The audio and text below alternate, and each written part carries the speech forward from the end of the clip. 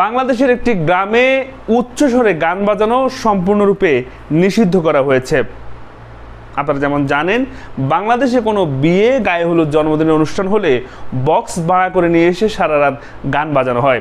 এতে করে অনেক সাধারণ মানুষ ক্ষয়ক্ষতির শিকার হয়, যেমন যারা হার্টের রোগী আছেন এবং শিশু বাচ্চা রয়েছেন, তারা কিন্তু এই উচ্চস্বরে গান বাজানোতে ক্ষতিগ্রস্ত হন। তবে বাংলাদেশে এ নিয়ে বিশেষ কোনো আইন না থাকার কারণে কেউ কিন্তু এর প্রতিবাদ করতে পারেন না। তবে সুনামগঞ্জের তাহিরপুর উপজেলার চিকসা গ্রামের বাসিন্দারা দেখিয়ে দিয়েছেন কিভাবে একতাবদ্ধ হয়ে তারা নিজেদের আইন নিজেরা তৈরি করতে পারেন।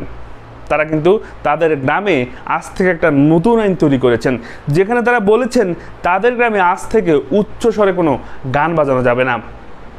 এই বিষয়টি থেকে সারা বাংলাদেশের অন্যান্য গ্রামের মানুষেরাও শিক্ষণীয় বিষয় আছে। সেটা হচ্ছে, গ্রামের মানুষ যদি একতাবদ্ধ হয়, গ্রামের